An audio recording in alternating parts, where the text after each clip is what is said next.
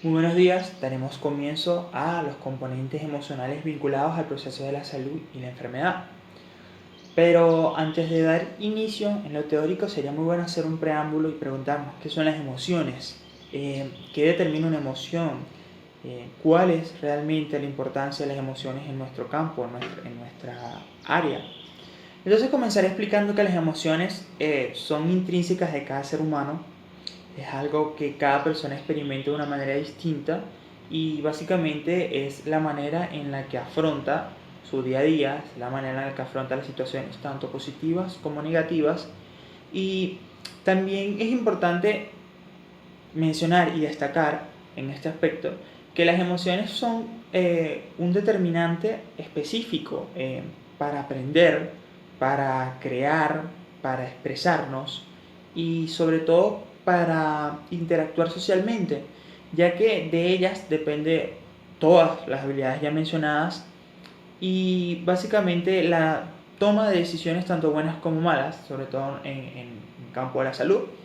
Actualmente en varios países europeos como España, por ejemplo, también está Estados Unidos, se han hecho varias pruebas, se han hecho varios estudios y en los últimos 10 años han sufrido una alta demanda porque el paciente se siente agredido por la falta de empatía o la falta de comprensión de parte del personal de la salud hacia ellos.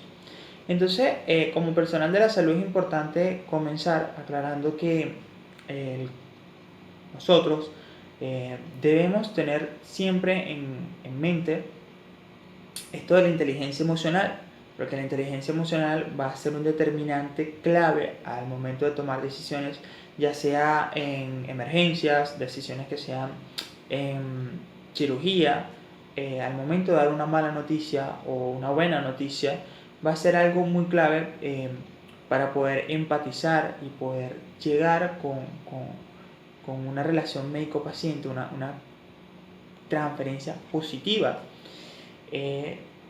Nos asegura también que el paciente entienda y no suspenda, por ejemplo, el consumo de medicamentos antes de tiempo por desconfianza o porque el paciente se sienta agredido o obligado a hacer algo.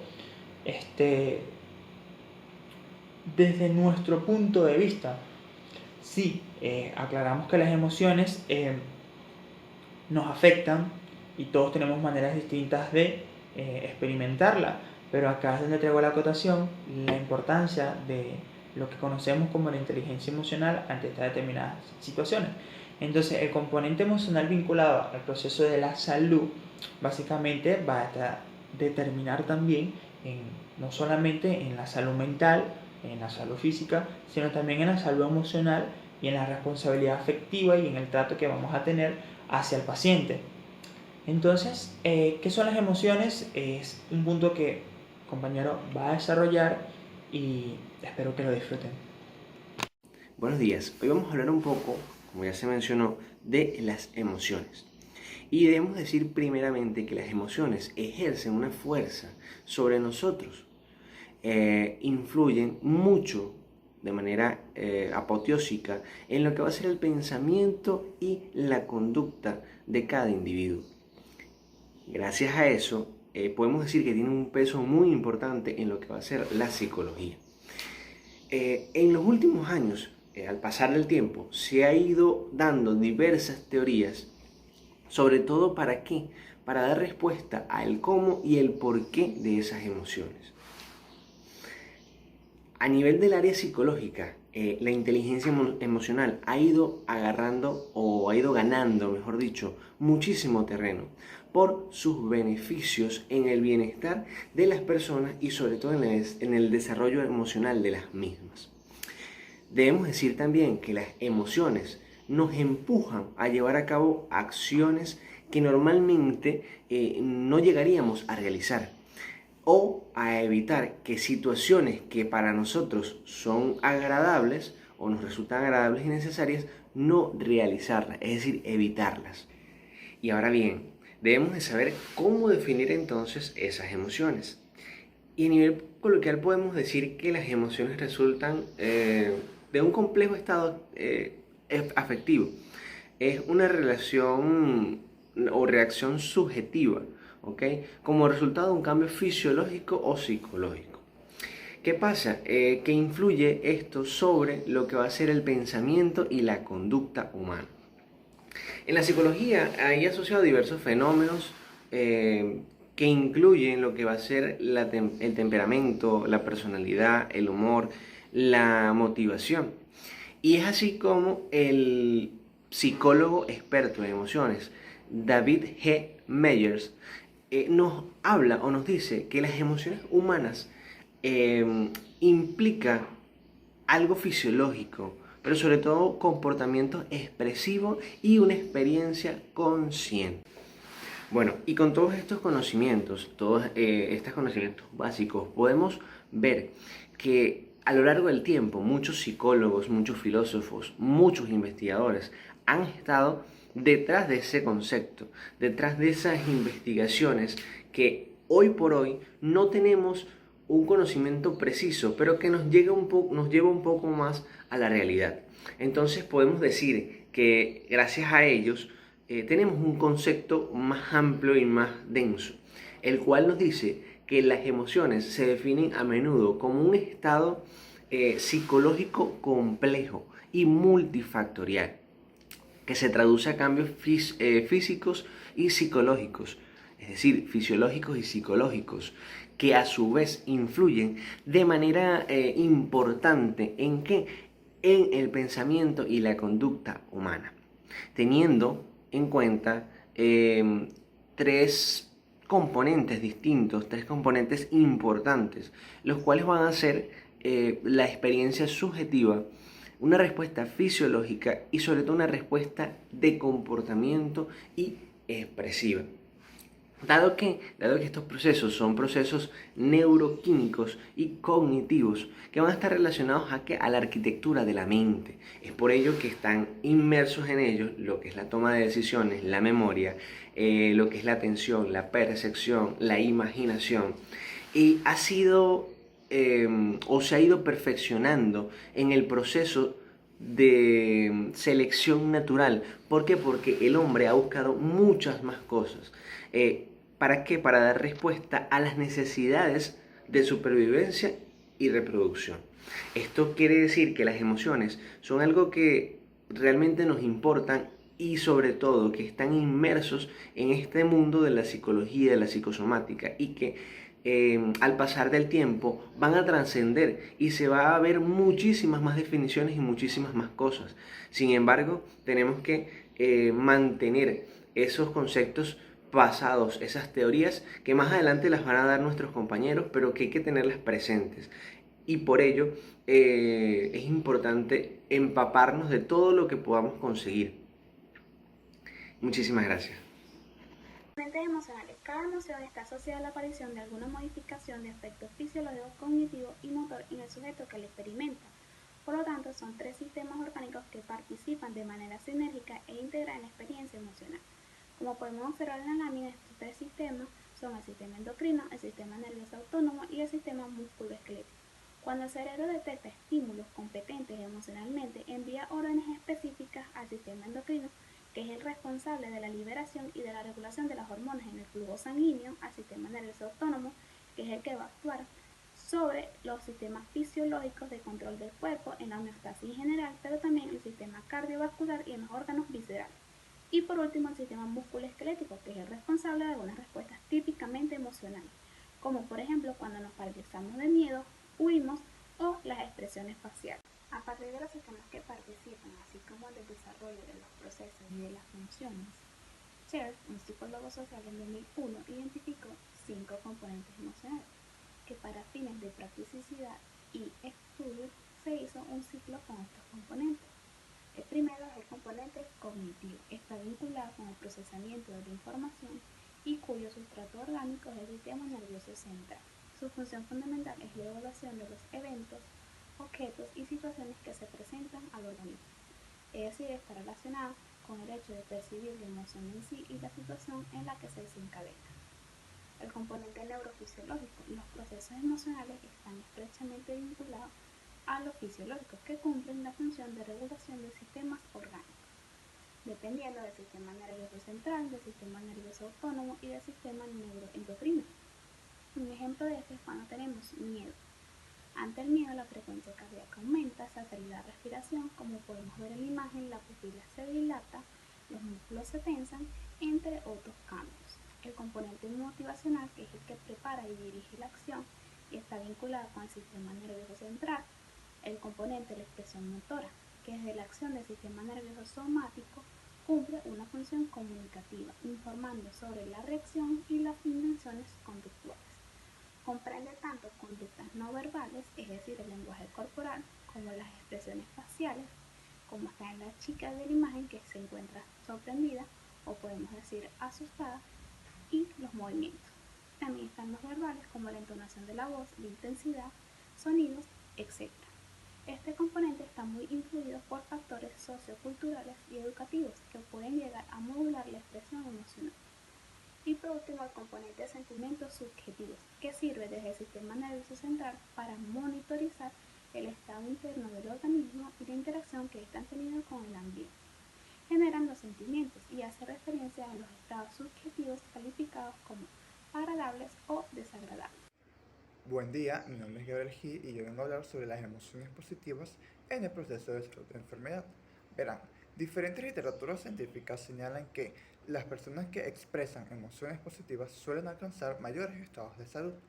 Esto es debido a que las experiencias placenteras hacen que prestemos menos atención a las posibles amenazas y reducen de forma general el sesgo cognitivo, que son interpretaciones erróneas de la realidad.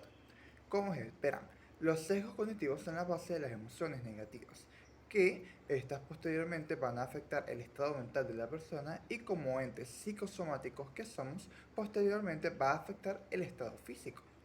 También tenemos en cuenta que los afectos positivos tienen respuestas biológicas, ya que una persona que tenga un estado de ánimo entusiasta y alegre va a tener reflejado un sistema inmunitario fuerte, lo cual se va a interpretar como que va a tener las defensas altas y va a tener menos riesgos de padecer una enfermedad. Continuando con el tema, el afecto positivo potencia las conductas y los estilos de vida saludables. Entre ellos se encuentran el aumento de la autopreservación, el cuidado de la alimentación y el desarrollo de las actividades físicas, sociales y de ocio. También tomemos en cuenta que las emociones y las actitudes positivas son importantes en el desarrollo de una buena red social y de las relaciones interpersonales, ya que estas son interactivas, influyen en el grupo y favorecen la mejor salud de cada uno de los integrantes, ya que al tener el apoyo de cada uno de sus integrantes podemos desarrollar lo que son experiencias placenteras y algunas otras cosas anteriormente explicadas.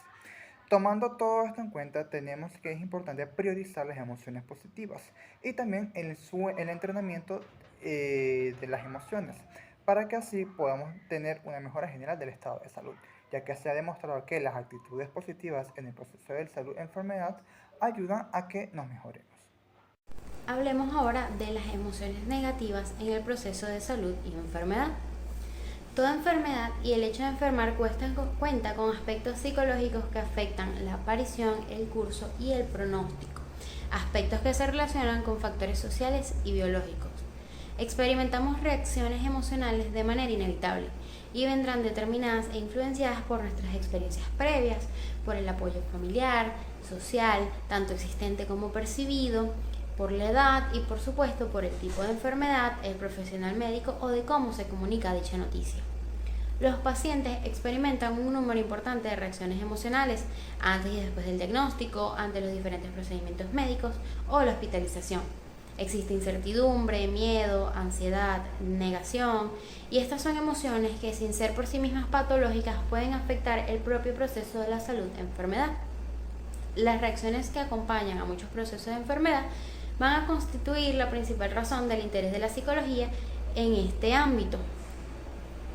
Reacciones emocionales como la ira, la hostilidad, el miedo, la tristeza, la depresión, el estrés o la ansiedad van a presentar correlatos fisiológicos, resultado de complicados mecanismos que por influencia del sistema nervioso van a afectar a las secreciones glandulares, los órganos, los tejidos, los músculos y por último la sangre, Así, las emociones negativas, como ya mencionamos, la ansiedad, el estrés y la ira, son factores de riesgos notorios en la génesis de determinadas enfermedades, existiendo variables cognitivas que tienen que ver con la forma de interpretar y afrontar las situaciones problemáticas.